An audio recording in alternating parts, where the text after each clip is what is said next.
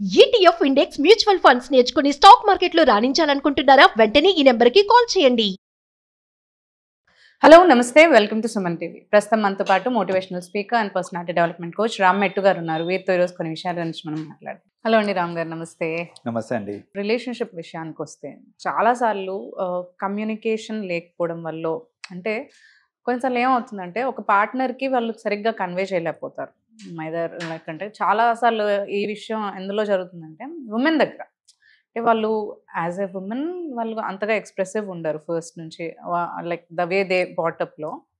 And కొన్నిసార్లు ఏంటంటే చాలామంది ఇంకా దాంట్లో ఒకవేళ చెప్పాల్సిన సిచ్యువేషన్ వచ్చినా కానీ చాలాసార్లు చెప్పలేకపోతూ ఉంటారు టు ది ఆపోజిట్ పర్సన్. అంటే హస్బెండ్కి ఒకవేళ వీళ్ళ దగ్గర ప్రేమ ఉంది, బట్ అది కన్వే అవ్వట్లేదు, హస్బెండ్కి కన్వే అవ్వట్లేదు, చూపించలేకపోతున్నారు.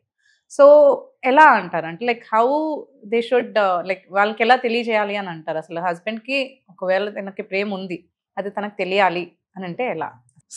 ఈ కేసులో స్పెషలీ ఉమెన్ అండి, వైఫ్స్ ఏంటంటే వాళ్ళ హస్బెండ్కి లవ్ కన్వే చేయలేక, ప్రేమ లేదా అంటే చాలా ప్రేమ ఉంటుంది, కానీ ఆ ప్రేమని చూపించలేక, అది వాళ్ళు అర్థం చేసుకోలేక, హస్బెండ్స్ అర్థం చేసుకోలేక, జనరల్లీ ఏమవుతుందంటే వీళ్ళకి కొన్ని రోజుల తర్వాత థాట్ వచ్చేస్తుంది, నా హస్బెండ్కి నా మీద ఇంట్రెస్ట్ లేదేమో, లేకపోతే నా మీద ప్రేమ లేదు, ఇలాంటివన్నీ వాళ్ళు ఆలోచిస్తూ ఉంటారు. ఎందుకనంటే వీళ్ళ సైడ్ నుంచి వీళ్ళకి ప్రేమ ఉందనే విషయం వైఫ్స్కి తెలుసు, కానీ హస్బెండ్స్ ఏంటంటే దాన్ని గ్రహించలేక, అది తెలియక, దాన్ని రెసిప్రికేట్ చేయకపోయేసరికి ఏమంటే వీళ్ళకి ఆ ఫీలింగ్స్ వస్తాయన్నమాట. ఏంటంటే నేనంటే ఇష్టం లేదేమో, ఏదో చేసుకోవాలని చేసుకున్నాడు, అలాంటి థాట్స్ అన్నీ వస్తూ ఉంటాయి అనమాట.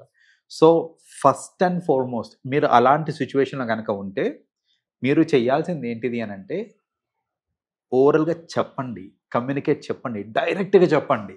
నువ్వంటే నాకు ఇష్టం అని డైరెక్ట్గా చెప్పాలి.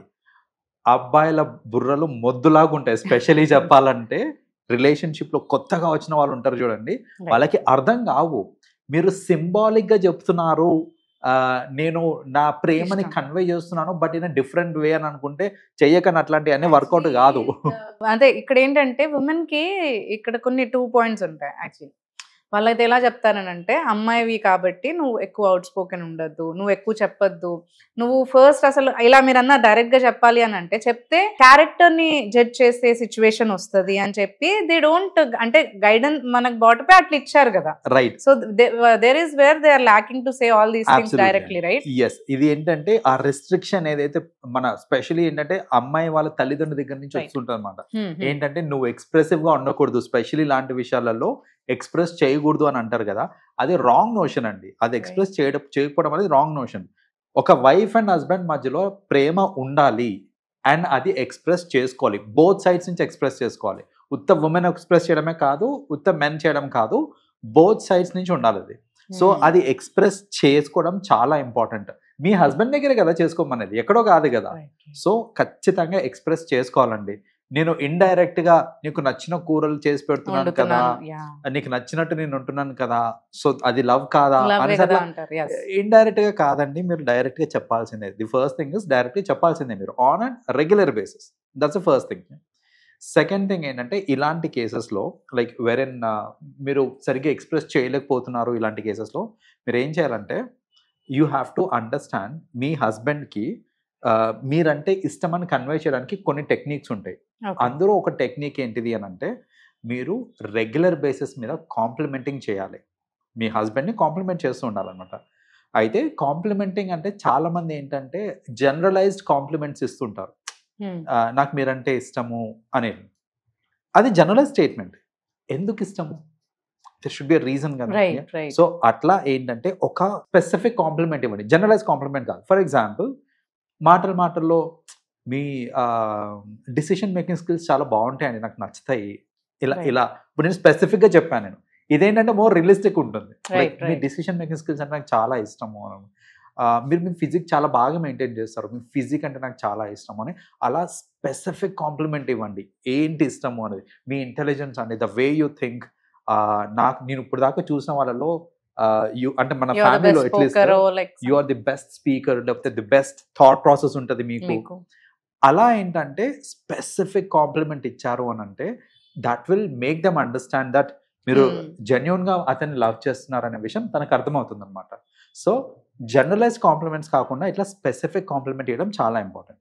Another way of letting him know ఏంటిది అని అంటే, అతని ముందే అతన్ని మీరు మీ ఫ్రెండ్స్ ముందు, మీ ఫ్యామిలీ మెంబర్స్ ముందు పొగడండి. దట్ ఈస్ ఇంపార్టెంట్ అనమాట.